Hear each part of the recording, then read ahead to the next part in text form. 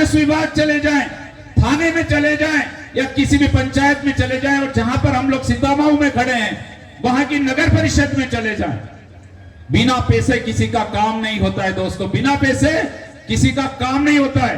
अंग्रेजों के जमाने कुछ असूल थे, आज कोई असूल नहीं है, एकमात्र असूल है पैसा दीजिए और काम करवाइए।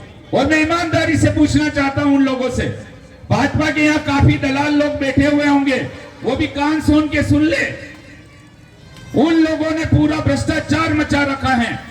और जब उन लोगों के काम के लिए भाजपा का कार्यकर्ता सुनिएगा, भाजपा का कार्यकर्ता भी उन लोगों के पास जाता है तो यही कहा जाता है कि साहब को पैसे देना पड़ेंगे फिर तुम्हारे काम होगा। अगर यहाँ कोई सच्चा भारतीय जनता पार्टी का सच्चा कोई भी सिपाही यहाँ पे, मैं उसको नमन करता हूँ।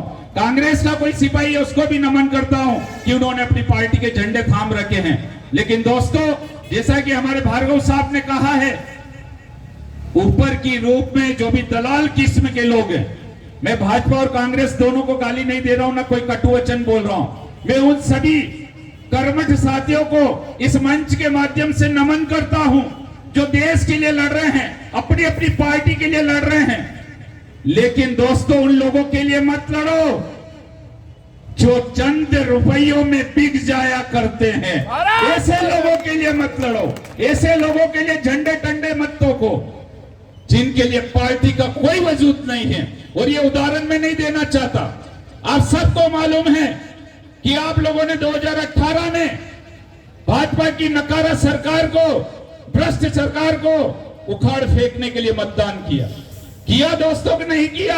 अरे बोलो साहब, इसमें कोई भाजपा कांग्रेस वाला नहीं है, आप सब ने किया।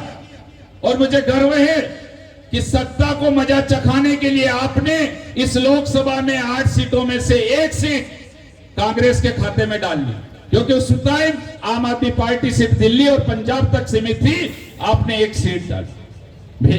मैं आप लोगों से पूछना चाहता हूं, आपने अपना फर्ज पूरा किया, आपने अपना कर्तव्य पूरा किया कि शिवराज की भ्रष्ट सरकार को उखाड़ फेंकना है और इसको मजा चखाना है, किसानों को अपने अधिकार दिलाना है।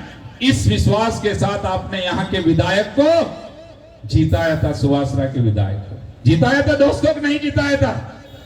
कहीं भी हो, अरे दादा कहीं तो बोलो, वो बोलूंगा तो कोई मतलब नहीं निकलेगा। कहीं भी हो, 1.5 साल उसकी कमलनाथ जी की सरकार चली, आप लोगों के वोट का कोई महत्व नहीं, जो कांग्रेस के झंडे तोके उन कर्मठ साथियों की कोई इज्जत नहीं, उनके वोट की, उनकी मेहनत की, उनके खून पसीने की कमाई का कोई मतलब नहीं निकला।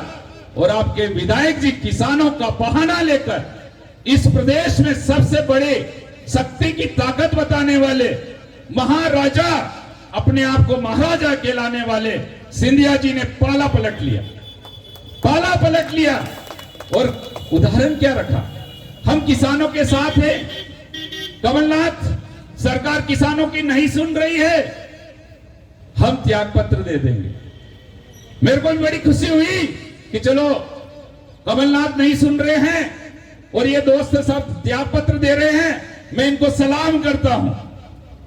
लेकिन दोस्तों, मैं जितना खुश था, 1 महीने बाद, 2 महीने बाद, 3 महीने बाद मेरी खुशी काफूर होती गई। क्यों होती गई? मुद्दा क्या बनाया था कि हम किसानों के साथ हैं, किसानों के कर्जे कमलनाथ माफ नहीं कर रहा है, इसलिए हम त्याग पत्र दे रहे हैं। उनकी मंशा किसानों के साथ नहीं थी, उनकी मंशा थी सिर्फ और सिर्फ मंत्री बनने की मंशा थी, और कोई अनैतिक लाभ लेना के उनकी मंशा थी। और ये आप सबको सर्वविदित है कि आज लगभग 3.5 साल होने में आए हैं।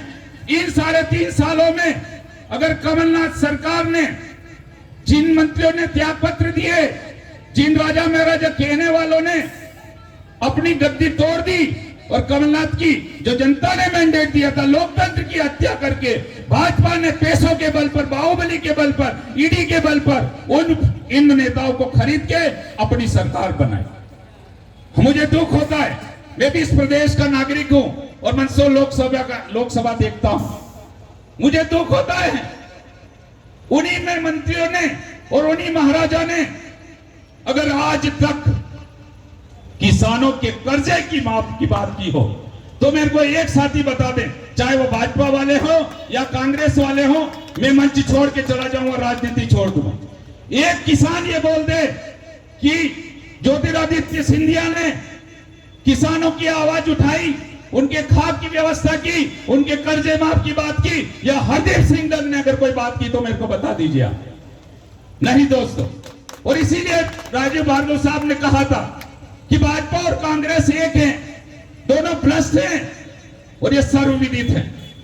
मेरा आप लोगों से करबद्ध निवेदन है, मैं आम आदमी पार्टी का सिपाही हूं, मैं मेरी पार्टी के प्रति अंधभक्त हो सकता हूं। अगर कोई कांग्रेस का पदाधिकारी है वो वो कांग्रेस का भक्त हो सकता है, वैसे बीजेपी के भक्त हो सकते हैं।